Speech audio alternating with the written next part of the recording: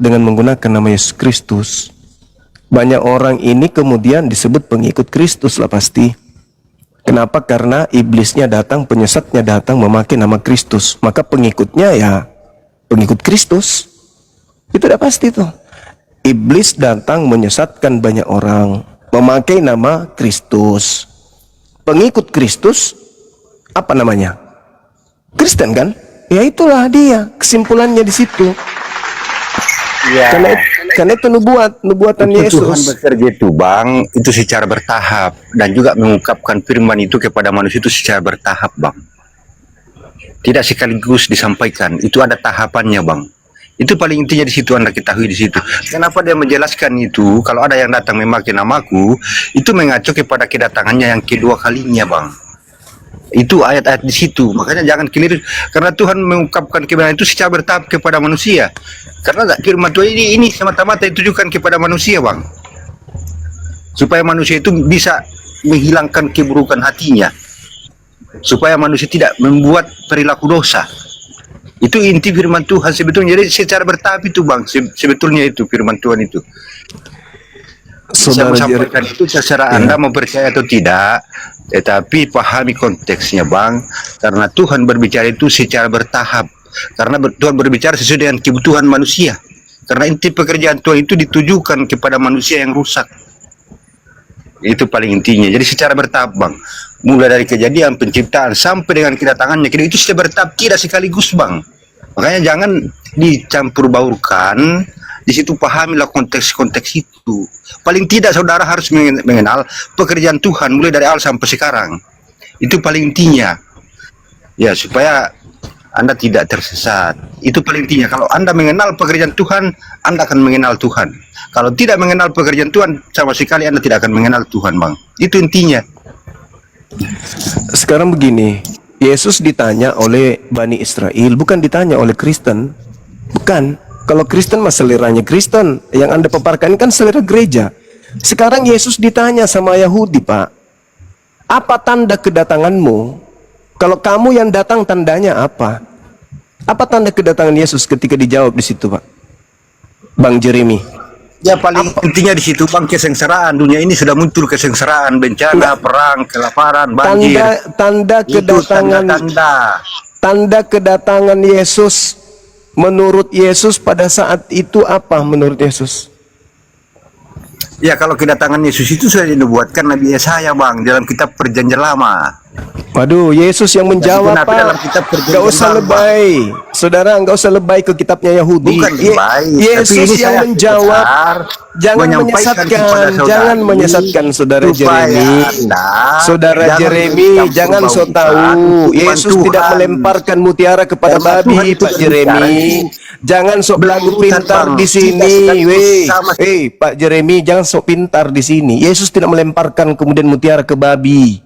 Yesus tidak memberikan barang kudus kepada anjing, Pak. Jadi jangan lebay, sok pintar, jangan.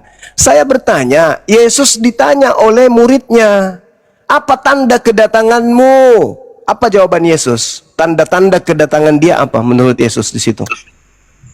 Apa? Ya itu mengacu kepada kedatangannya yang kedua kalinya Pak. Tidak ada urusan mau kedua kali, mau kelima kali, mau 100 kali. Yang saya tanya, apa tanda kedatangan Yesus?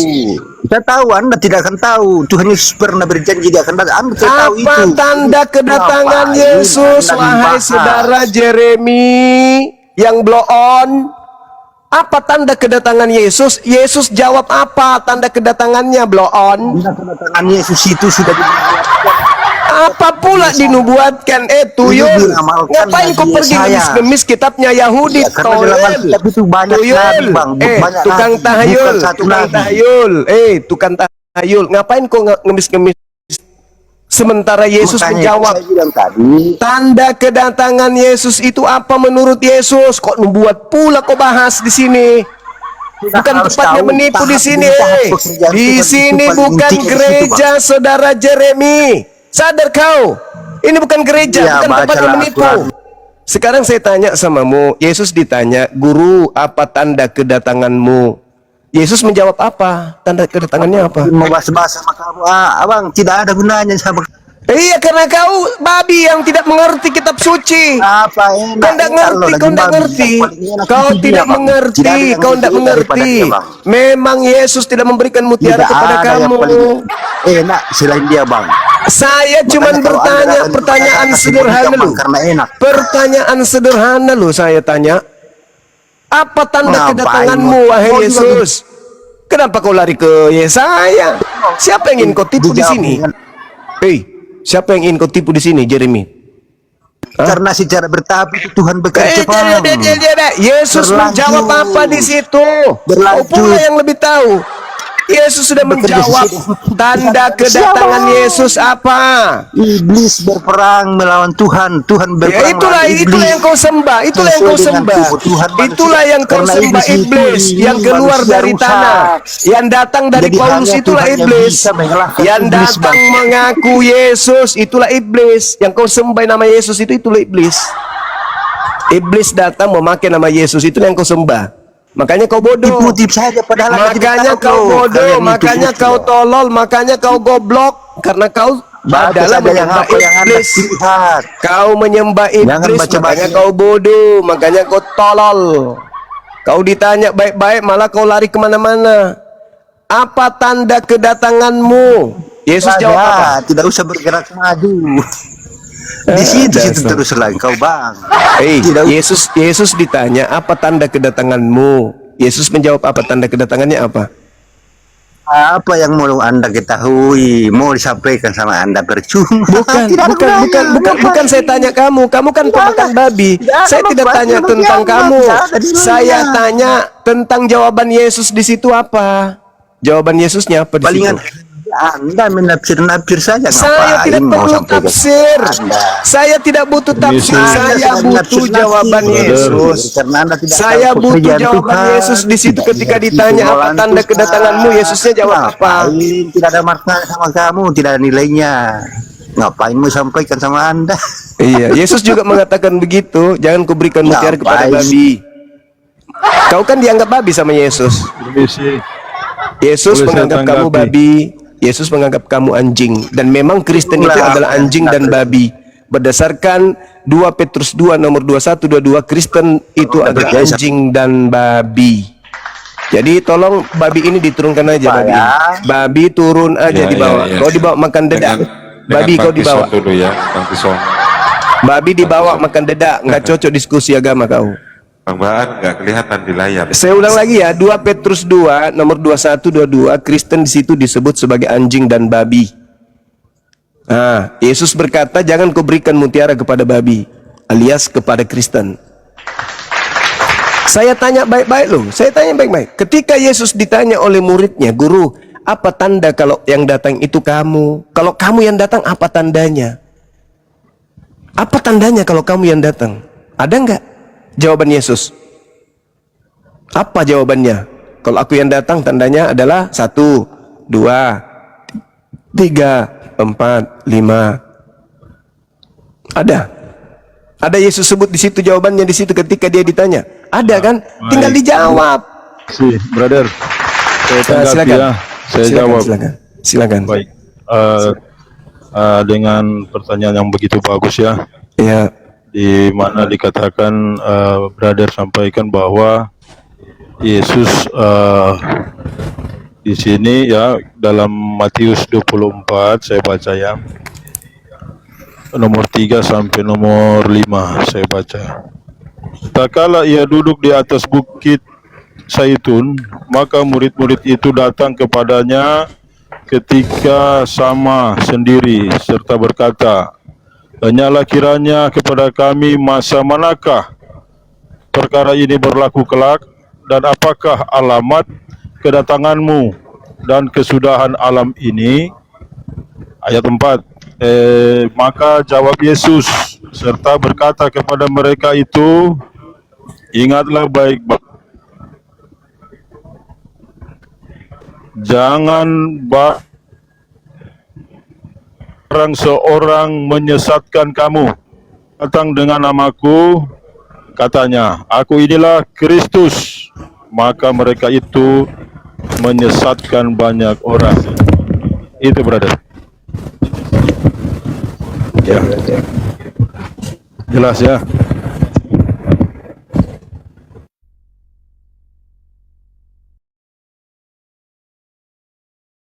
Ya, cek, silakan, Gurunda.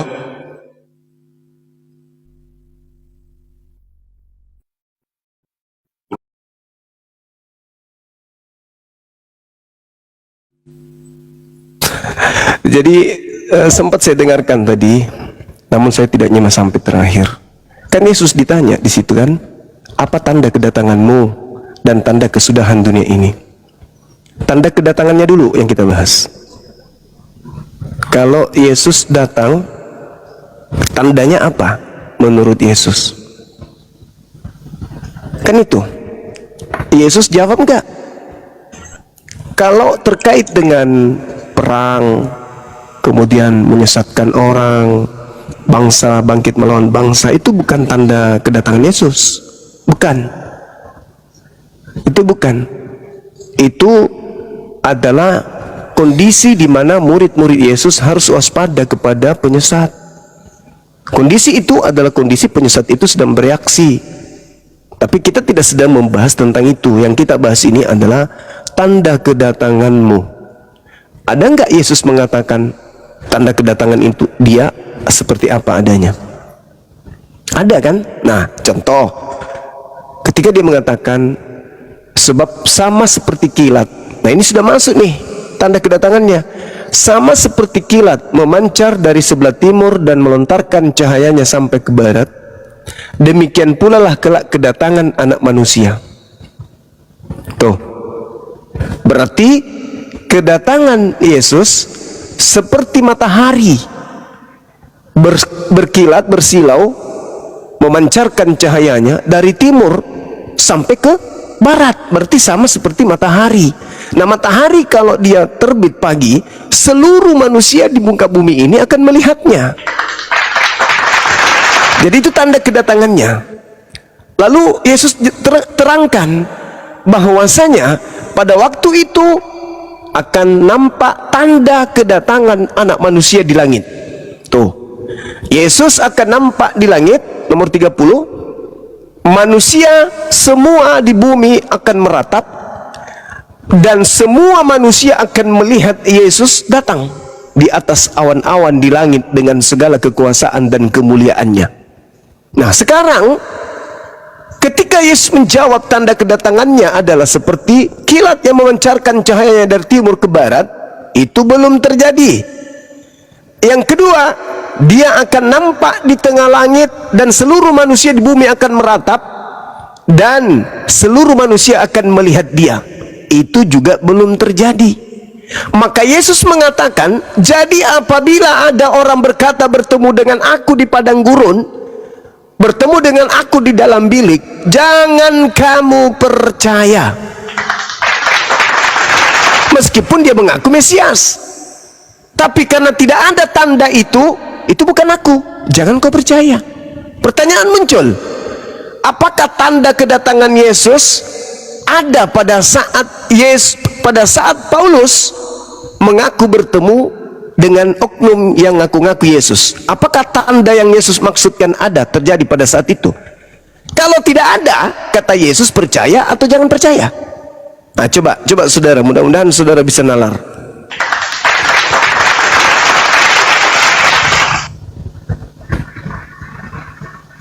Ya, baik. Terima kasih, brother ya. Dengan begitu pemahaman yang membangun pengetahuan yang baik untuk memikirkan akan Yesus Kristus. Ya, di sini di dalam Matius 24 ya, di ayat yang ke-27 ya, brother singgung di sini, karena seperti kilat memancarkan dari timur dan bercahaya sampai ke barat, demikian juga kedatangan Anak Manusia. Berarti Anak Manusia ditujukan kepada Yesus Kristus ya. Baik.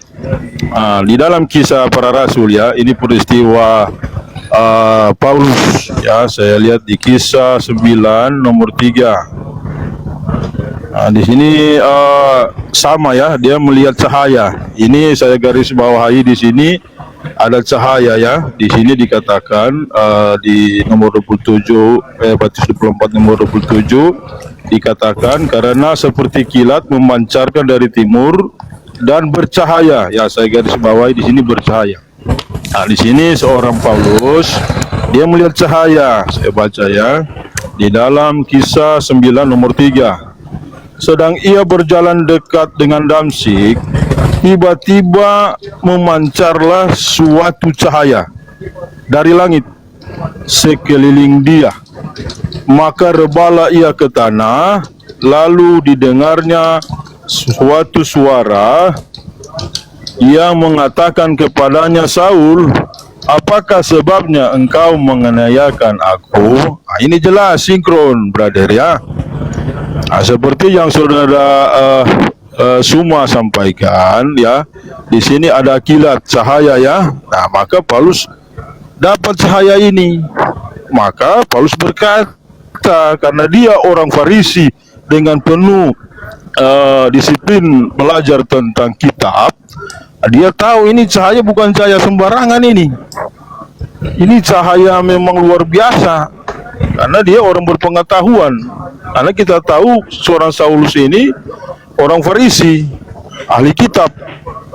Nah, maka dia berkata begini di ayat yang kelima di Kisah 9. Maka sahutnya, siapakah engkau ya Tuhan? Nah, di sini dia menyebut ya Tuhan.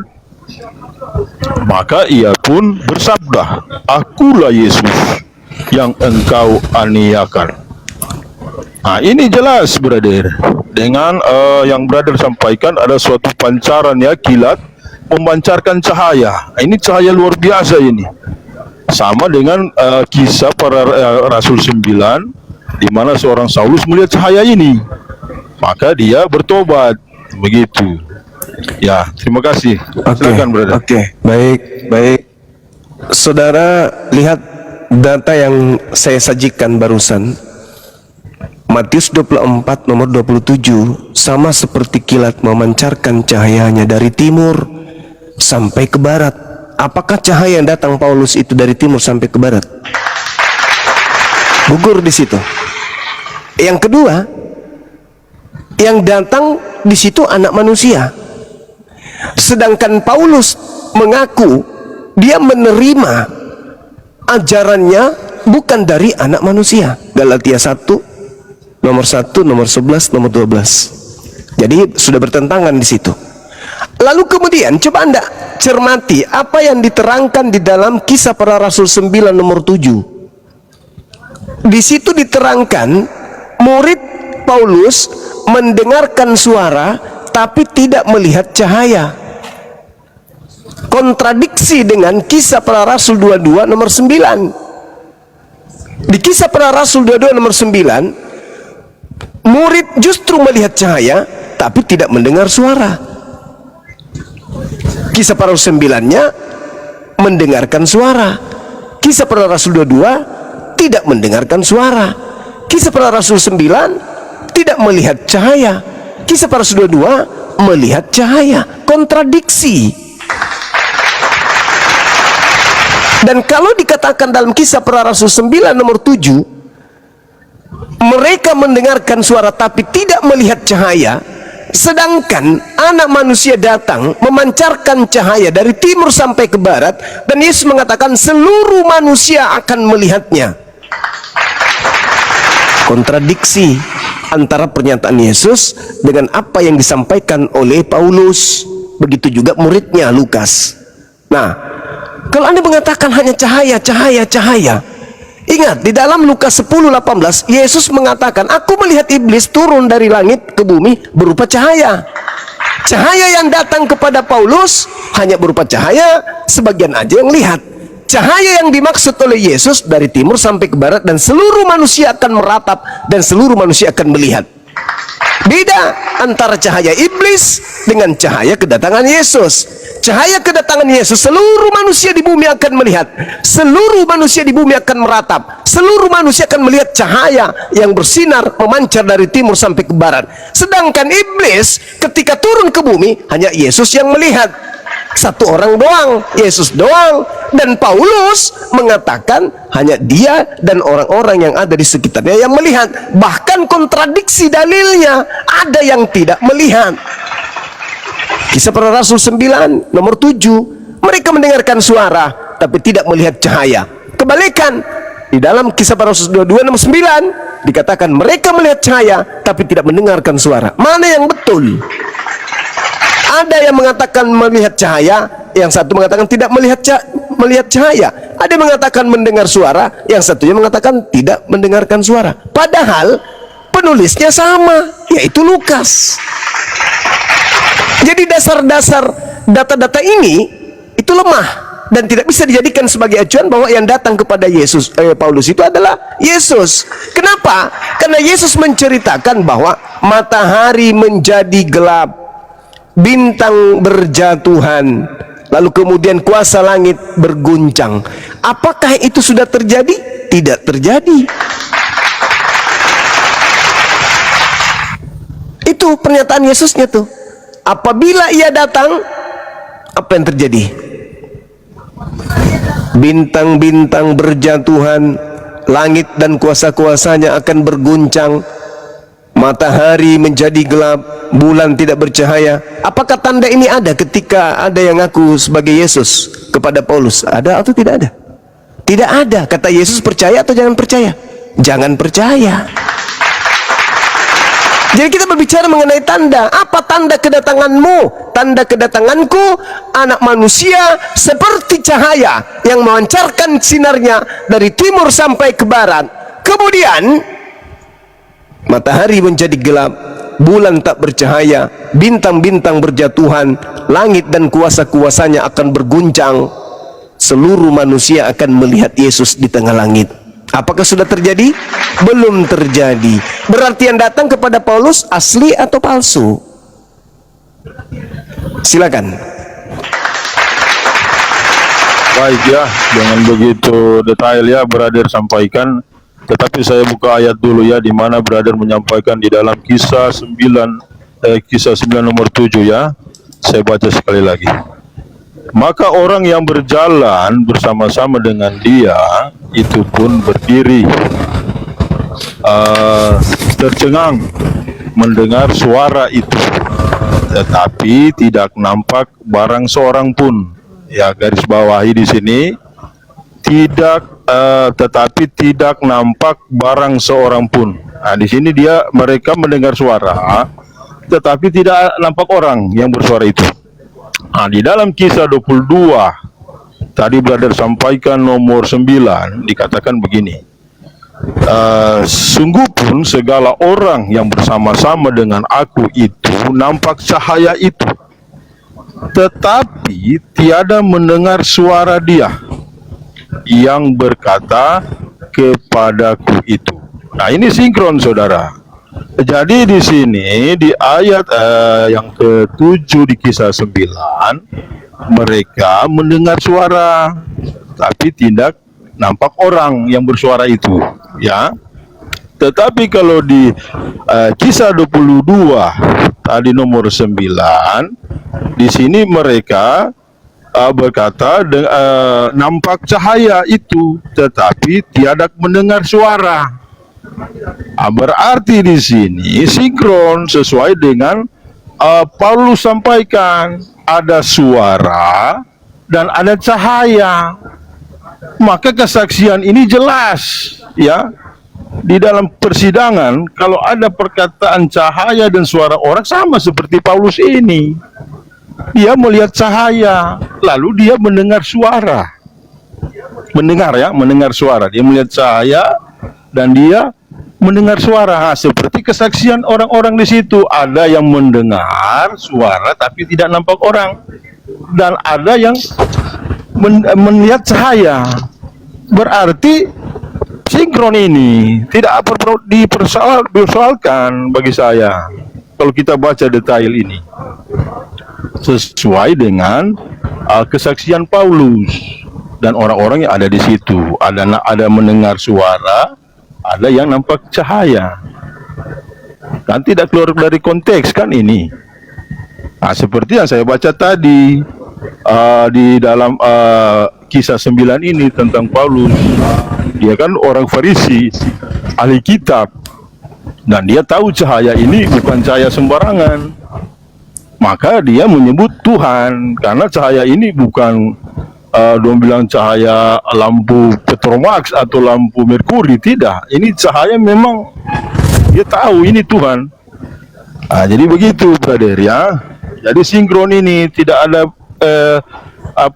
kejanggalan. Ada yang mendengar, ada yang melihat suara, ada yang melihat cahaya. Begitu.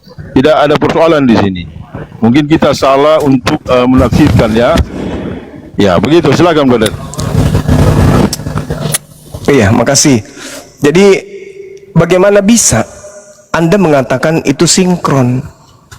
Yang satu mengatakan mendengarkan suara, yang lainnya mengatakan tidak mendengarkan suara. Kok sinkron? Apa yang sinkron? Satunya mengatakan melihat cahaya, yang satunya mengatakan tidak melihat cahaya. Satunya mengatakan mendengar suara, satunya mengatakan tidak mendengarkan suara. Kok sinkron? Sinkron hanya gara-gara ada cahaya, ada suara. Kan aneh itu. Gimana ceritanya? Ditanya, kamu ada mendengarkan suara? Mendengarkan? Kamu tidak mendengarkan? Lah, bagaimana ini?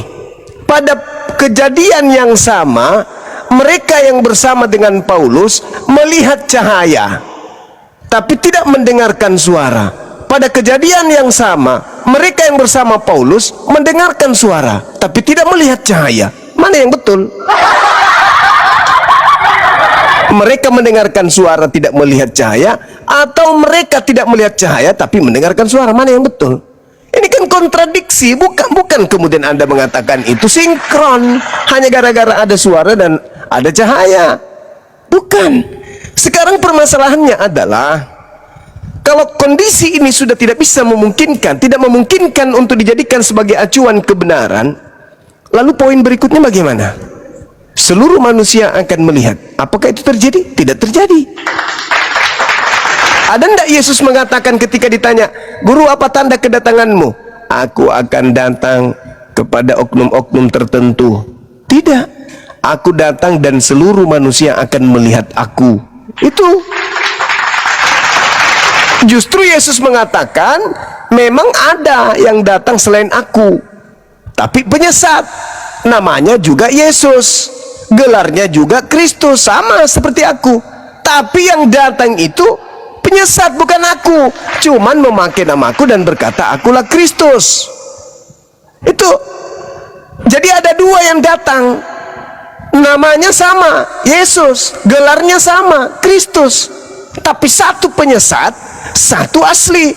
Yang satu datang dengan membawa tanda-tanda. Matahari menjadi gelap, bulan tak bercahaya, bintang-bintang berjatuhan, langit dan kuasanya akan berguncang.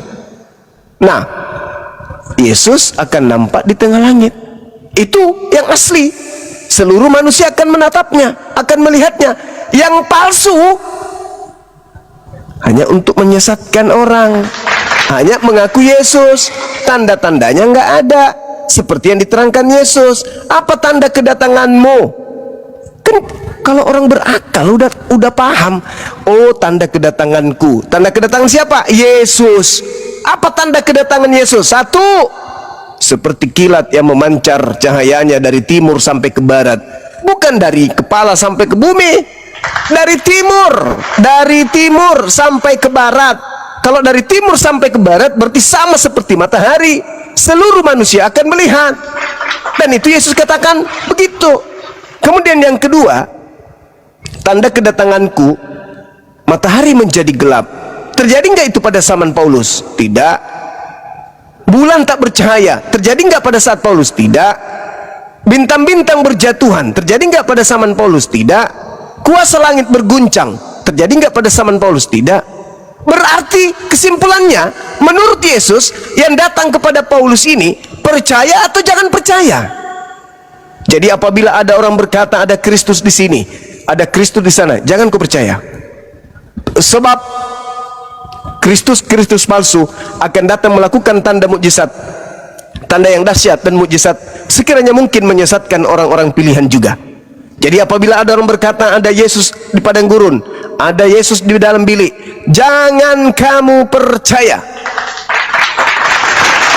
Nah, kesimpulan akhir, ada yang mengaku Mesias, ada yang mengaku Kristus, ada yang mengaku Yesus kepada Paulus, tapi tidak ada tanda-tanda yang Yesus sebutkan.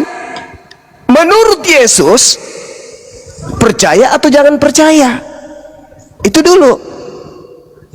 Jangan kemudian kita percaya tapi tanda-tanda itu tidak ada. Itu kata Yesus. Silakan saudara, silakan.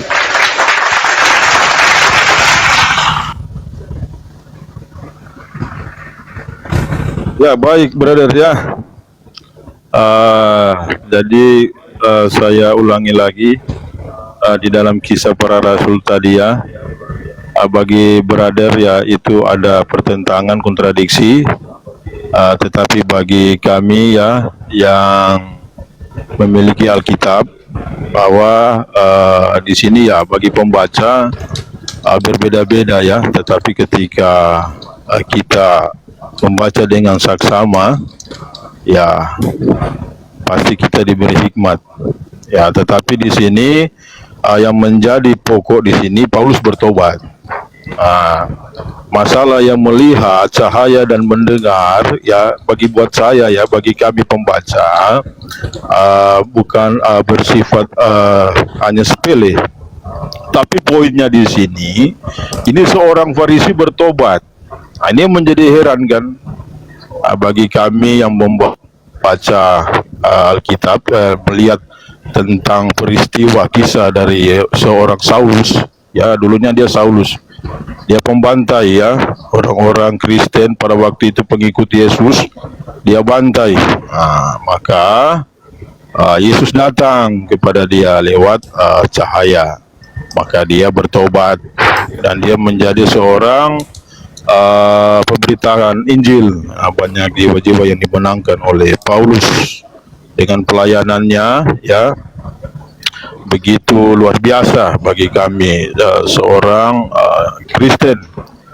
Dengan begitu ceritanya, perjalanan hidupnya dengan sengsara ya, lewat pulau, bahkan lembah-lembah ya, banyak tantangan yang dia hadapi. Tapi yang menjadi inti bagi kami, seorang pendosa ini kok bisa bertobat ya, luar biasa ini. Dia orang Farisi ya, begitu ahli kitab dengan begitu tinggi ya, tetapi dia bisa mengenal Yesus Kristus sampai dia menjadi seorang rasul bagi kami.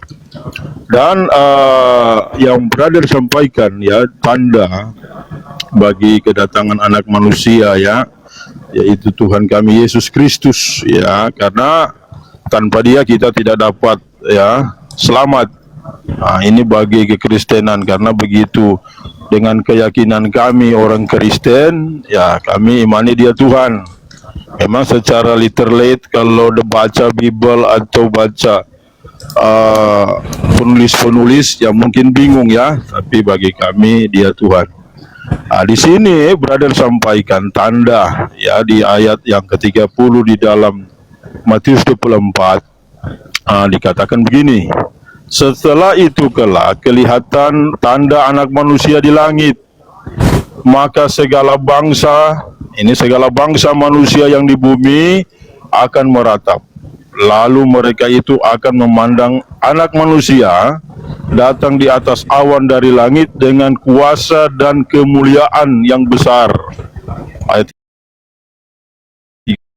dan malaikatnya meniup sangkakala yang besar bunyinya, dan akan menghimpunkan sekalian orangnya yang terpilih daripada keempat penjuru alam. Kita garis bawahi keempat penjuru alam, yaitu dari tepi langit sampai ke tepinya yang lain. Ayat 32, apabila ibaratnya daripada pohon ara pada ketika carangnya lembut dan daunnya bertunas, memang kamu ketahui bahwa musim panas sudah hampir. 3:3, demikian juga kamu, pada masa kamu nampak segala sesuatu itu jadi, ketahuilah olehmu bahwa hal itu sudah dekat di muka pintu. 3:4, dan sesungguhnya aku berkata kepadamu bahwa bangsa ini tidak akan lenyap sebelum segala perkara itu jadi. Maka langit dan bumi akan lenyap, tetapi perkataanku kekal. Ya, itu brother. Jadi perkataan Tuhan kami kekal ya. Dan itulah yang kami imani, bahwa Yesus Kristus juru selamat kami. Demikian. Oke. Yesus itu berkata, aku tidak berkata-kata dari diriku sendiri. Firman yang kau dengar dari mulutku itu bukan dari aku, tetapi dari Tuhanku yang mengutus aku. Sederhana itu bang. Tapi nggak apa-apa, Anda kan Kristen, penyembah Kristus, wajar itu. Sementara yang Anda sembah ini mengatakan, aku tidak berkata dari diriku. Perkataan yang keluar dari mulutku, apapun yang aku katakan itu bukan dari aku. Kalau sekiranya aku mengatakan tiada Tuhan selain aku, itu pun bukan dari aku, tetapi dari Bapa yang mengutusku, Tuhanku yang mengatakan itu. Jadi pekerjaanku adalah melakukan apa yang diperintahkan oleh Bapa untuk aku kerjakan. Yohanes 4:34. Jadi tidak ada masalah. Bagi kami umat Islam yang berakal ini, ketika Yesus berkata luar biasa hebatnya, itu perkataan seorang wakil Tuhan yang sedang mengatakan perkataan Tuhan. Dia sedang mewakili Tuhan berbicara, karena dia adalah rasul, utusan Tuhan. Jadi kalau Yesus mengatakan tidak ada Tuhan selain aku, orang waras tidak akan mungkin mengatakan, oh Yesus ternyata Tuhan. Kata Yesus, tidak ada Tuhan selain dia. Maksudnya kalau orang waras menilai itu, bahwa Yesus sedang membacakan firman Tuhan yang datang kepadanya berupa wahyu.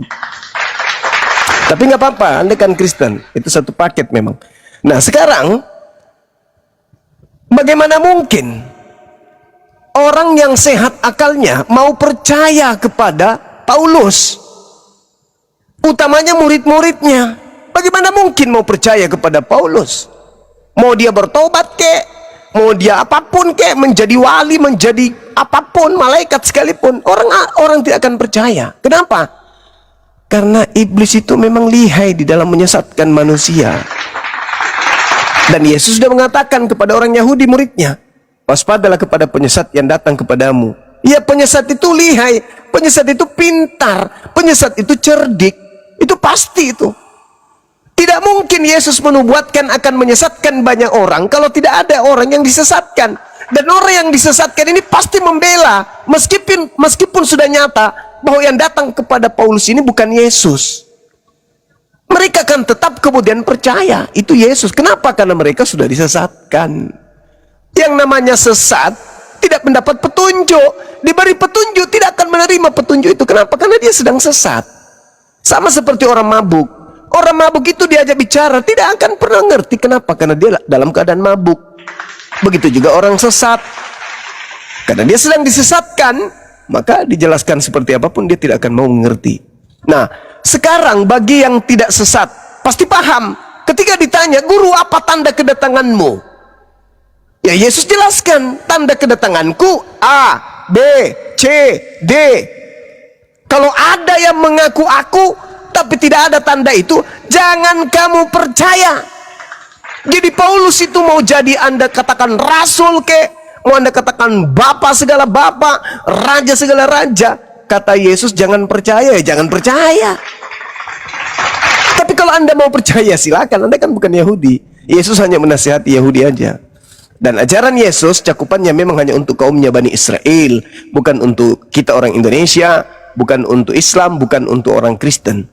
Tapi kalau Anda sebagai orang yang bukan pengikut Yesus, bukan murid Yesus, bukan orang Yahudi, mau percaya kepada Kristus, kan Kristus memang ada dua bang. Ada yang asli, ada yang palsu.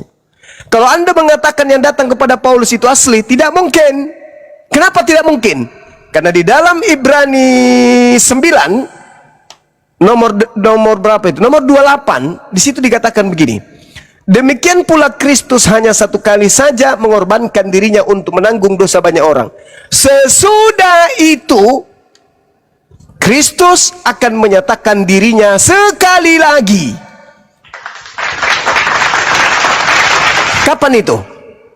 Ingat, satu kali saja. mengorbankan dirinya untuk menanggung dosa banyak orang, katanya. Sesudah itu ia akan menyatakan dirinya sekali lagi. Kapan itu? Sekali lagi itu kapan? Apakah pada saat datang ke Paulus? Atau nanti setelah dia datang dengan membawa tanda-tanda sekali lagi? Harus dijawab itu. Kalau yang datang kepada Paulus adalah Yesus, dan nanti di akhir kiamat datang juga Yesus, berarti 2 kali lagi. Belum lagi datang ke Ananias, belum lagi datang di Pulau Patmos, belum lagi datang kepada orang-orang yang ngaku-ngaku murtad. Yesus datang bukan hanya sekali lagi. Berarti data Ibrani 9:28 ini dusta, bohong. Atau kalian yang berbohong, kalian yang percaya kepada penyesatan. Itu poinnya, itu di situ. Karena di sana di surat Ibrani 9:28, Yesus sekali saja mengorbankan dirinya untuk menanggung dosa banyak orang. Oke, silakan. Tetapi ada tetapinya. Sesudah itu Kristus akan menyatakan dirinya sekali lagi. Paulus mengatakan di dalam Galatia 1 nomor 1, aku menerima Injil bukan dari manusia, tetapi dari pernyataan Yesus Kristus. Berarti Yesus menyatakan diri kepada Paulus. Sekali lagi katanya Ibrani. Nah, ternyata sudah datang di dalam Paulus. 1 Korintus 9 nomor 1, Paulus mengatakan, dan aku melihat Yesus. Ayo, sekali lagi datang. Nah, Paulus melihatnya. Berarti yang datang nanti di hari kiamat siapa? Yesus lagi loh, katanya cuma sekali lagi. Atau jangan-jangan yang datang kepada Paulus itu si palsu itu. Karena Yesus mengatakan, waspadalah kepada penyesat yang datang kepadamu memakai nama siapa? Memakai namaku. Berkata apa? Akulah Kristus. Berarti penyesatnya itu nama lengkapnya Yesus Kristus. Apa tujuannya datang? Menyesatkan banyak orang. Kapan dia datang? Pada abad pertama. Datang kepada siapa? Murid-murid Yesus. Untuk apa? Untuk menyesatkan orang-orang pilihan. Di mana tertulis? Matius 24 nomor 24. Terjadi enggak? Terjadi. Banyak enggak yang disesatkan? Banyak. Apa nama orang-orang yang disesatkan oleh Kristus palsu? Ya, Hindu enggak, Buddha enggak, ateis enggak, Islam apalagi? Yahudi? Yahudi gimana? Yahudi juga enggak. Satu-satunya kandidat siapa? Kristen. Ingat bang, Ibrani 9 nomor 8, Yesus datang nebus dosa untuk menyelamatkan banyak orang dan akan menyatakan diri sekali lagi. Yang mana? Kapan itu? Sekali lagi itu kapan? Silakan. Ya, brother, minta maaf saya pending dulu, saya ada tamu ini, nanti saya jawab. Oke. Mungkin teman-teman saya yang lain ini mungkin. Silakan. Ya, saya istirahat, ada tamunya, saya. Siap, silakan. Ya, baik, brother. Siap.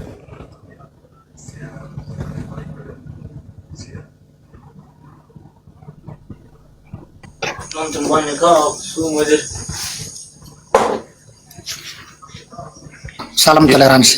Ya, Salam toleransi. Ya, Bang Jimmy. Ya. Ya, yang pertama saya tanggapi ya Bang Sumaya tentang Markus 13 ya. Iya, teman-teman.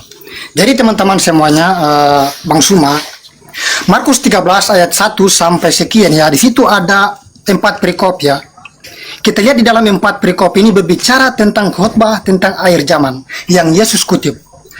Yang pertama, Markus 13 ayat 1 sampai 2. Yang kedua, ayat 3 sampai pada ayat yang ke-13. Yang keempat, 14 sampai pada ayat yang ke-23. Yang kelima, 24 sampai 32. Dan yang kelima, 33 sampai pada yang ke-37. Ya, sekarang kita masuk di dalam apa yang dikatakan oleh Bang Suma di dalam Markus 13 ayat 22.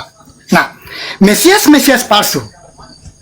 Ini Yesus berbicara kepada para murid pada saat itu bahwa waspadalah terhadap Mesias palsu. Sudah tentunya bukan satu individu, Bang Suma. Ingat ya, khotbah tentang akhir zaman. Bait Allah akan diruntuhkan, siksaan yang berat dan Mesias palsu. Ingat, bukan banyak, bukan satu. Mesias palsu berarti lebih daripada satu. Kedatangan anak manusia perumpamaan tentang penarah. Betul apa yang disampaikan oleh Bang Suma bahwa tanda-tanda kedatangan Yesus. Matahari akan gelap, matahari tidak bercahaya, bulan akan gelap, bintang akan berjatuhan dan bumi akan goncang. Memang benar. Tetapi mari kita melihat apa yang Yesus menampakkan kepada Rasul Paulus. Apakah bersamaan dengan nubuatan Yesus tentang kedatangannya? Beda. Apabila Yesus datang dan Mesias palsu itu datang di zaman Rasul Paulus, sudah tentunya akhir zaman sudah terjadi. Karena ini khutbah Yesus tentang akhir zaman. Jadi saya minta klarifikasi dari Bang Suma untuk bagaimana penampakan Yesus kepada Rasul Paulus dan khutbah Yesus tentang akhir zaman, tentang Mesias palsu. Karena Mesias palsu dan Nabi palsu itu banyak berbicara lebih daripada satu. Apakah Rasul Paulus mengatakan dia Mesias? Tidak. Apakah sahabat-sahabat Paulus mengatakan bahwa mereka adalah Mesias? Tidak. Mereka juga adalah Rasul. Jadi saya minta klarifikasi dulu dari Bang Suma tentang Markus 13 dari 4 perikop tadi. Silakan Bang Suma. Iya. Silakan Anda baca di dalam Roma 16 nomor 7. Andronikos dan Yunias lebih dulu menjadi Kristus sebelum aku. Jadi Paulus juga mengaku Kristus. Andronikos disebutnya sebagai Kristus. Yunias juga adalah Kristus. Bahkan kalau Anda melihat Galatia 3 nomor 27, Kristen itu semuanya adalah Kristus. 1 Korintus 12 nomor 27, Kristen itu juga adalah Kristus. Makanya kalian itu disebut Kristen. Kenapa? Karena kalian itu adalah Kristus itu sendiri. Gitu saudara. Jadi kalau Anda mengatakan harus banyak Kristus, ya kalianlah ini Kristusnya. Paulus lah itu Kristusnya, dan kalian pengikutnya juga adalah Kristusnya. Coba Anda baca di dalam Roma 16 nomor 7. Apa yang dikatakan di sana? Andronikos dan Yunias lebih dulu menjadi Kristus sebelum aku. Satu data itu aja dulu. Kita buktikan. Silakan. Jadi Kristus palsu akan datang. Nah itulah Kristus palsu kalian. Termasuk Andronikos, termasuk kemudian Yunias, termasuk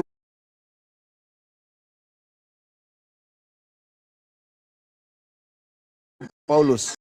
Termasuk Paulus. Kemudian Yunias, termasuk yang mengakui bahwa akulah dia. Siapakah yang mengatakan bahwa akulah dia, akulah Mesias? Kristus artinya pengikut Yesus, pengikut Mesias. Kita tahu perbedaan dulu. Mesias yang dinubuatkan Yesus bahwa akan datang Mesias palsu dan mengatakan akulah dia. Kristus artinya pengikut Kristus. Jadi kita tahu perbedaan dulu. Sebelum kita mengatakan bahwa Mesias palsu yang datang itu adalah Paulus dan teman-temannya. Bang Suma mengatakan bahwa kami semua adalah pengikut Kristus. Karena betul, kami pengikut Kristus. Bukan berarti bahwa kami adalah Kristus. Dan bukan berarti kami adalah Mesias. Beda di situ.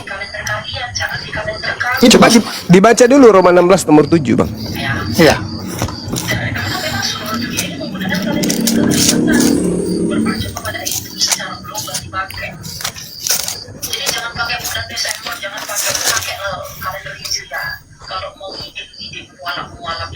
Salam kepada Andronikos dan Yunias, saudara-saudaraku bangsa yang pernah dipenjarakan bersama dengan aku, yaitu orang-orang yang terpandang di antara para rasul dan yang telah menjadi Kristen sebelum aku. Ini menjadi Kristen, Pak, bukan menjadi Kristus.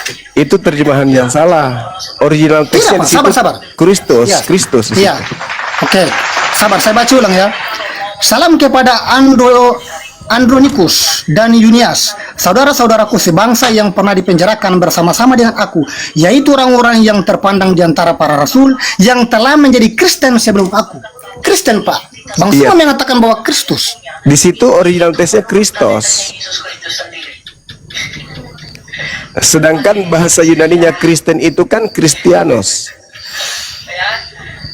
Original teksnya Kristus. Tapi Lembaga Bible Indonesia menerjemahkan menjadi Kristen. Coba Anda lihat original teksnya. Kristianos atau Kristus. Jadi nanti kalau pas hari Natal nggak usah ikut-ikutan Pak, ya. Dia aja di rumah, ya. Ya, silakan tampilkan. Jiwanya. Ya, ada yang bisa buka kamera? Ya, silakan tampilkan. Tiap tahun ada aja. Jadi teman-teman ya, tadi saya mengacu kepada apa yang disampaikan oleh Bang Suma ya. Nah, kalau itu pun adalah original teksnya seperti tadi. Oke, sekarang kita ikuti. Salam kepada salam kepada Andronikus dan Yunius, saudara-saudaraku bangsa yang pernah dipenjarakan bersama-sama dengan aku, yaitu orang-orang yang telah dipandang antara para rasul dan yang telah menjadi Kristen sebelum aku. Mereka yang dipenjarakan telah menjadi Kristen, artinya mereka dipenjarakan karena mereka menjadi pengikut Kristus. Bukan mereka adalah Kristus. Saya akan tunjukkan data. Original teksnya mengatakan yang telah menjadi Kristus sebelum aku. Artinya Kristus ini Paulus juga, tapi sebelum Paulus ini menjadi Kristus, lebih dulu kemudian Andronikus dan Yunias yang jadi Kristus. Itu Bang. Dan Iya, dan pengikutnya tampilkan data. Nah, silakan Bang Baal dibesarin.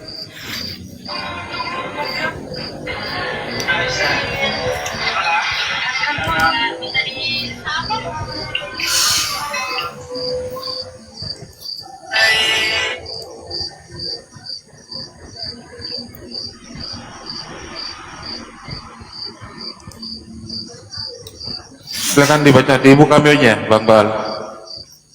Mute-nya dibuka, Bang Bal. Ya, sudah bisa kelihatan? Ya, sudah. Coba dibacakan. Ya, salam kepada Andronikus dan Yunias, saudara-saudaraku sebangsa yang pernah dipenjarakan bersama-sama dengan aku, yaitu orang-orang yang terpandang di antara para rasul dan yang menjadi Kristen sebelum aku. Nah, coba Oke, Kristen, Bang. original Sama-sama. teksnya Kristen Bentar itu. dulu, Bang Timi. Oke, kita cari kata Kristen melalui ke original teksnya ya. Roma 16 ayat 7. Kita cari ke bawah ya. Kristen, salam kepada Andronikus yang dipenjarakan, yang terpandang, yang telah menjadi Kristen. Nah, kita klik strong kodenya 5547. Nah, ternyata strong kode 5547 adalah Kriston, bukan Kristianos. Tapi Kristus. Tapi diterjemahkan oleh Lembaga Bible Indonesia menjadi kata Kristen. Tuh, padahal bahasa Yunaninya Kristen bukan Kristos. Ini ada definisinya. Definisinya Kristos ini adalah Kristus Nah, atau Mesias ah, atau yang diurapi. ah. Kenapa kok jadi Kristen gitu, Bang Juma ya maksudnya ya? Iya, waspadalah kepada penyesat. Mereka akan menyesatkan banyak orang, banyak, termasuk lembaganya juga. Kalian mohon maaf, kalian tersesat karena memang ya tujuannya kata Yesus menyesatkan banyak orang. Mereka akan menyesatkan banyak orang, berarti termasuk lembaga Anda masuk dalam kategori penggenapan dari nubuat yang Yesus sampaikan kepada muridnya. Itu fakta, itu real. Nah, gimana ini? Ketika Yesus mengatakan waspadalah kepada penyesat yang datang kepadamu memakai namaku dan berkata, akulah Kristus. Mereka akan menyesatkan orang banyak. Kristus palsu. Nah, itu Kristus palsu. Mereka akan melakukan tanda yang dahsyat dan mujizat-mujizat sekiranya mungkin menyesatkan orang-orang pilihan juga. Berarti ada yang menggunakan nama Yesus Kristus atau Kristus Yesus untuk menyesatkan banyak orang. Lembaga Bible Indonesia menggunakan nama Yesus untuk menyesatkan banyak orang dengan menggantikan arti Kristus menjadi Kristen. Lembaganya bukan oknum, tapi lembaga, memang lembaga menyesatkan banyak orang, dan itu menggenapi nubuat. Makanya tadi di awal saya katakan kepada lawan sebelum saudara Jimmy, berhasil tidak iblis menggunakan nama Yesus untuk menyesatkan banyak orang? Ya berhasil. Nah, inilah yang dikatakan Al-Quran saya. Wa iyaduuna illa syaitanam marina wa ikhwanuhum yamuddunahum fil gayyi tsumma la yuksirun. Saudaranya iblis adalah orang-orang kafir. Orang-orang kafir itu bahu membahu dengan iblis untuk supaya manusia mendurhakai Tuhan pencipta langit dan bumi. Jadi orang kafir adalah pahlawannya pahlawannya iblis. Iblis adalah pahlawannya kafir. Mereka sama-sama saling membantu untuk supaya manusia itu mendurhakai Tuhan. Bayangkan, kalau seluruh dunia menyembah kepada Kristus, apakah tidak membuat Tuhan itu murka? Sedangkan Tuhan mengajarkan Kristus itu hanya manusia yang dia urapinya, bukan Tuhan. Tapi dengan adanya ajaran Kristen, maka orang-orang diajak untuk menyembah kepada sosok Kristus. Sedangkan Kristus yang disembah adalah yang palsu. Yang asli aja tidak, apalagi yang palsu. Menggantikan Tuhan yang diperkenalkan para nabi ke tengah-tengah Bani Israel dengan dewa agnostos theos dalam nama Yesus Kristus. Itulah faktanya. Menggiring manusia untuk menyembah kepada Kristus. Apakah itu kebenaran? Kesesatan. Apa endingnya? Enyahlah daripadaku, aku tidak mengenal kalian. Kalian semua adalah pembuat kejahatan. Matius 7 nomor 22 nomor 23. Pada hari terakhir nanti akan banyak orang berseru memanggil aku Tuhan, Tuhan. Bukankah kami bernubuat, mengusir setan, bermukjizat pakai namamu? Pada saat itulah aku Yesus akan berterus terang kepada mereka, enyahlah daripadaku, aku tidak mengenal kalian. Kalian semua adalah pembuat kejahatan. Coba, Paulus ternyata Kristus. Andronikus orang Athena, orang Roma Yunias, ternyata Kristus semua. Padahal cuma satu Kristus, yaitu anak Maria. Ini Andronikus juga Kristus, Yunias juga Kristus, Paulus juga Kristus. Jadi memang harus berhati-hati. Saudara-saudara Kristen yang sangat memperdulikan keselamatannya di akhirat nanti, di hari kemudian, itu tidak mudah kemudian mau asal percaya terjemah. Kenapa? Karena dalam hal ini lembaganya juga sudah ikut turut menggenapi kata yang dikatakan Al-Quran. Wa ikhwanuhum yamuddunahum fil ghayyi tsumma la yuksirun. Saudara-saudaranya setan adalah orang kafir. Mereka akan membantu manusia, membantu iblis agar manusia durhaka kepada Tuhan pencipta langit dan bumi. Ya jelas kita durhaka dong kalau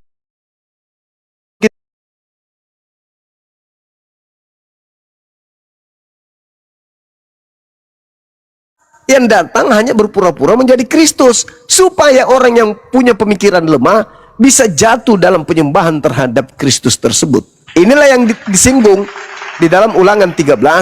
Apabila ada orang yang datang kepadamu, seorang pemimpi atau seorang nabi atau seorang pengajar datang kepadamu mengajarkan untuk menyembah kepada ilah lain yang kamu tidak kenal, maka jangan kau percaya, jangan kau kasihan sama dia, jangan kau mengasihi dia, tapi bunuhlah dia. Makanya ketika Paulus datang mengajarkan kemudian ilah baru bernama Kristus, mati dia, mati, ditolak. Kisah Para Rasul 24 nomor 5. Paulus ini adalah penyakit sampar yang telah menyesatkan orang-orang Yahudi di seluruh dunia yang beradab, dan dia adalah tokoh dari agama sekte Nasorios. Nah, itu baru Kristen. Itu baru betul. Nasorius itu adalah orang yang menjadi pengikut Yesus dari Nazaret. Orang yang pengikut dari Nazaret inilah yang kemudian yang mendirikan sebuah agama baru yang disebut Kristianos.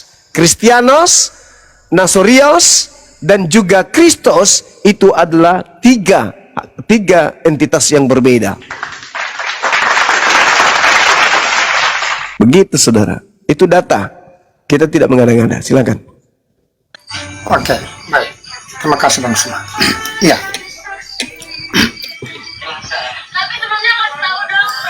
Mesias-mesias palsu yang muncul pada saat zaman Paulus. Kita lihat ya. Kita fokus kepada apa yang diajarkan Yesus tentang akhir zaman. Ketika yang akan datang kepadamu ada Mesias-Mesias palsu yang mengatasnamaku. Sudah tentu apabila nubuatan itu dipenuhi, akhir zaman bro. Akhir zaman Bang Suma kita tidak ada. Karena ini berbicara tentang akhir zaman. Khotbah Yesus tentang akhir zaman. Kita tidak ada. Apabila nubuatan itu telah digenapi, akhir zaman. Sekarang kita lihat. Para murid menanti penggenapan yang dikatakan Yesus kepada mereka bahwa akan muncul Mesias-Mesias palsu. Apa yang dikatakan di dalam Galatia 2 ayat 9? Ketika mereka melihat Paulus dan segala karunia yang diberikan kepadanya, mereka menerima dia. Apakah mereka pada saat berhadapan dengan Paulus, mereka mengatakan bahwa nubuatan Yesus telah genapi, bahwa Mesias palsu? Paulus adalah Mesias palsu, nabi-nabi palsu yang muncul. Tidak, mereka menerima dia di dalam Galatia 2 ayat 9. Bahkan mereka menerima dia, dan pada saat itulah para murid mulai mengajarkan Injil di dalam jemaat Yahudi. Paulus ditugaskan untuk mengajarkan dan mengabarkan Injil di luar daripada Yahudi. Sebab ada tertulis bahwa Paulus dilahirkan, diperintahkan untuk mengabarkan Injil di luar daripada Yahudi. Galatia 1 ayat 15 dan 16. Jadi kita lihat, apakah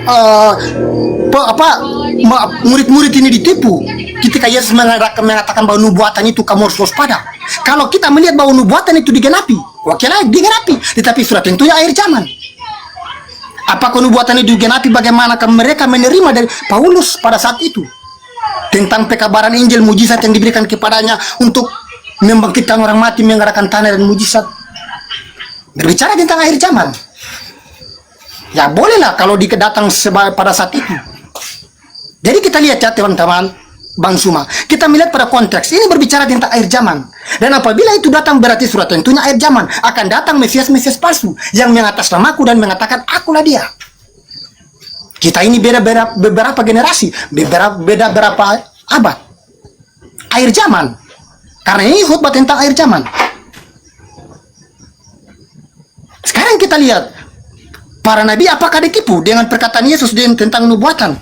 Nubuatan digenapi pada saat Paulus datang sebagai nabi palsu. Padahal mereka menerima dia. Mereka tidak mengatakan bahwa dia nabi palsu dan guru-guru palsu. Di dalam Galatia 2 ayat 9. Bahkan Paulus pun dikatakan sebagai dia dilahir sudah diutus. Di dalam Galatia 1 ayat 15 dan 16. Nah, dan tugas Paulus diberitakan Injil untuk di luar daripada Yahudi. Jadi silakan Bang Suma. Iya. Klarifikasi. Yesus mengatakan kepada muridnya, waspadalah kepada penyesat yang datang kepada kamu. Jadi penyesatnya itu datang di abad pertama. Penyesat itu datang memakai nama Yesus. Apakah sudah tergenapi? Tergenapi. Siapa yang datang pada abad pertama? Ya Paulus. Siapa banyak orang yang disesatkan oleh Paulus? Ya Kristen. Kan sederhana kan? Karena Yesus mengatakan, tanda-tanda kedatanganku. Anda mengatakan akhir zaman. Kapanpun tanda itu datang, kapanpun Yesus asli datang, itulah akhir zamannya. Andai saja yang datang pada saat Paulus itu mengaku bertemu Yesus, dan tanda-tanda kedatangan Yesus ada pada saat itu, maka akhir zaman itu di situ. Tapi karena yang datang kepada Paulus bukan Yesus, maka tanda akhir zamannya tidak ada di situ. Sederhana kok itu. Sederhana. Gampang kok itu. Yang datang kepada Paulus, Yesus. Ada nggak tandanya? Tidak ada. Apa kata Yesus? Kalau ada yang mengaku bahwa dia adalah Yesus, tapi tidak ada tanda itu, percaya atau jangan percaya? Jangan percaya. Sederhana kok. Anda mengatakan apa lagi di sana? Ya itu Yesus. Bagaimana mungkin itu Yesus? Sementara Yesus mengatakan kepada muridnya, tanda kalau aku yang datang itu adalah 1, 2, 3, 4, 5, 6 dan seterusnya. Ada nggak tanda itu ketika ada yang datang kepada Paulus mengaku Yesus? Tidak ada. Berarti yang datang itu asli atau palsu? Ya palsu lah. Gampang kok. Palsu dong. Kenapa? Ya karena tidak ada tanda. Oh itu tanda akhir zaman. Lah, justru karena yang datang kepada Paulus itu bukan Yesus, maka tidak terjadi akhir zaman pada saat itu. Kalau yang datang kepada Paulus itu adalah Yesus, maka akhir zamannya ya di situ saat itu juga. Tidak bisa ditawar-tawar. Apa tanda kedatanganmu? Yaitu kalau aku yang datang, tanda itu ada. Kalau tidak ada tanda itu, bukan aku. Meskipun orang itu mengaku, aku Yesus, aku Yesus, aku Yesus. Ada nggak tanda itu? Tidak ada bang. Jangan kamu percaya. Gampang kok. Ya kan? Gampang. Kalau kita menggunakan akal. Ada yang ingin mengatakan, oh itu adalah Yesus. Dari mana ke mana? Dari mana ke mana Anda mengatakan itu Yesus? Hanya gara-gara dia mengatakan aku Yesus gitu. Lah, kan Yesus sendiri mengatakan, waspadalah kepada penyesat yang datang kepadamu memakai namaku dan berkata, akulah dia. Akulah dia, akulah Yesus. Terjadi nggak kepada Paulus? Terjadi. Apa yang harusnya dilakukan oleh muridnya? Jangan percaya. Lantas Anda mengatakan, muridnya percaya kok. Berarti muridnya pun disesatkan. Karena memang Yesus berkata di Matius 24 itu, nomor 24. Kristus palsu akan datang melakukan tanda yang dahsyat, mujizat-mujizat, sekiranya menyesatkan murid-murid pilihan juga. Jadi kalau sudah ada murid yang disesatkan, justru menggenapi nubuat. Itu bang. Masalahnya bukan masalah berat, masalah ringan. Apa tanda kedatanganmu? Tanda kedatanganku, matahari menjadi gelap, bulan tak bercahaya, bintang berjatuhan, kuasa langit berguncang. Ada nggak pada zaman Paulus? Tidak ada. Kata Yesusnya, percaya atau jangan percaya? Jangan percaya. Kalau percaya ya disesatkan. Karena memang tujuannya datang menyesatkan, memakai nama Yesus untuk menyesatkan banyak orang. Itu fakta. Begitu saudaraku. Sekarang saya simpulkan. Menurut Yesus kepada muridnya, apabila ada orang mengaku bertemu dengan Mesias, tapi tidak ada tanda-tanda kedatangan Mesias, menurut Yesus percaya atau jangan percaya? Silakan. Oke. Ya, baik. Ya, tadi Bang Suma mengatakan ya, di dalam Roma 16 ayat 7, bahwa di situ sesuai dengan teks asli bahwa Kristus palsu itu merujuk pada sahabat-sahabat dari Paulus tadi. Nah, kalaupun adalah Kristus palsu atau Mesias palsu yang itu adalah Mesias, bagaimana kita kaitkan dengan konteks yang dikatakan oleh Yesus? Kalau mereka adalah Kristus yang benar-benar dinubuatkan oleh Yesus atau Mesias, apakah tidak terjadi? Karena ini asli. Bang Suma mengatakan bahwa mereka adalah asli sesuai dengan teks asli. Bagaimana kita menyimpulkan ini? Kalau benar-benar yang datang dan mengatakan bahwa Mesias palsu sebagaimana di dalam Roma tadi yang dikatakan oleh Bang Suma, Roma 16 ayat 7, dan mereka itu ada benar-benar Kristus yang adalah Mesias, berarti surat tentunya asli. Berarti yang tentu yang asli itulah yang taat pada terjadi akhir zaman. Berarti yang datang itu belum. Berarti nubuatan itu belum digenapi. Bagaimana? Kita lihat. Tadi Bang Suma sendiri mengatakan bahwa yang benar-benar datang kepada mereka itu Kristus yang benar-benar mengatakan mereka adalah Kristus yang Mesias tadi di dalam Roma tadi. Berarti surat tentunya benar. Yang datang kepada mereka itu adalah Mesias palsu. Yang adalah Kristus tadi, sahabat-sahabat Paulus tadi. Nah, kita lihat apabila penggenapan Yesus tertuju kepada mereka, surat tentunya akhir zaman. Kalau tidak berarti tidak, berarti belum tentu itu terjadi. Nubuatan belum digenapi. Masih dalam proses untuk penggenapan. Sekarang Bang Suma mengatakan lagi yang datang kepada mereka itu ya tidak lagi terjadi. Berarti belum tentu terjadi karena itu masih dalam penggenapan. Ya. Apakah yang datang itu Mesias palsu? Apakah Yesus ataukah tidak? Coba kita renungkan kembali. Silakan Bang Suma. Ya, yang direnungkan itu yang datang ke Paulus itu tidak membawa tanda-tanda, hanya menyesatkan. Kan Yesus mengatakan, waspadalah kepada penyesat. Penyesat itu datang memakai namaku, mengaku aku. Yang datang kepada Paulus mengaku Yesus. Ada nggak tanda-tanda kedatanganku di situ? Nggak ada. Kata Yesus, percaya atau jangan percaya? Jangan percaya. Dan nasihat jangan percaya itu jatuh kepada orang Yahudi, bukan kepada Anda. Wajar kalau Anda percaya Paulus, karena Anda bukan orang Yahudi.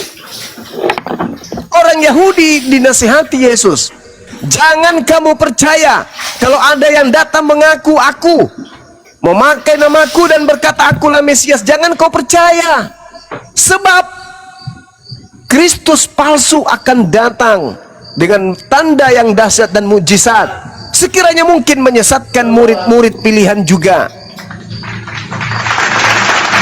Sebab kalau aku yang datang akan disertai dengan tanda apa? Aku akan nampak di tengah langit, seluruh manusia akan melihat aku. Bulan tak matahari menjadi gelap, bulan tak bercahaya. Berapa kali harus saya ulang sih? La haula wala quwata illa billah. Apakah tanda-tanda yang Yesus sebutkan itu ada pada saat Paulus mengaku bertemu dengan makhluk roh? Ada nggak tanda itu? Tidak ada. Berarti itu bukan Yesus. Titik. Kenapa? Ketika ada makhluk datang kepada Paulus, aku adalah Yesus. Ada nggak tanda? Tidak ada. Kata Yesus kepada muridnya, percaya atau jangan percaya? Ya jangan percaya. Tapi harus ada yang percaya. Kenapa? Karena penyesat ini akan menyesatkan banyak orang. Berarti banyak orang di luar Yahudi yang akan percaya kepada Yesus palsu itu. Karena itu kata Yesus sendiri, banyak orang yang akan percaya kepada si penyesat. Itu. Siapa di antaranya? Saudara Jimmy. Orang Yahudi percaya enggak? Tidak. Sampai hari ini mereka masih Yahudi. Mereka masih di sinagoge. Mereka masih tidak makan babi. Mereka masih bersunat. Mereka tidak menyembah Yesus. Mereka tidak ke gereja. Mereka tidak Natalan. Mereka tidak jadi Kristen. Orang banyak yang disesatkan itulah Kristen. Yang tidak disesatkan itulah Yahudi. Gampang kok, kata Bang Baang. Tidak ada yang sulit. Ini sudah berulang loh saya katakan. Tanda-tanda kedatangan Yesus. Dia akan nampak di tengah langit. Seluruh manusia akan melihatnya. Matahari menjadi gelap, bulan tak bercahaya, bintang berjatuhan, kuasa langit berguncang. Apakah sudah terjadi? Belum. Nah, kalau ada yang mengaku aku, tapi tidak ada tanda itu, jangan kau percaya. Siapa yang dilarang percaya? Yahudi. Dilarang nggak Kristen? Tidak. Justru Kristen itu adalah penggenapan orang banyak yang harus disesatkan oleh penyesat tersebut. Sederhana kok itu. Jadi begitu saudara ya. Silakan diambil alih teman-teman. Saya ada telepon. Diambil alih dulu sementara. Ini sudah 4 kali diputar-putar ini.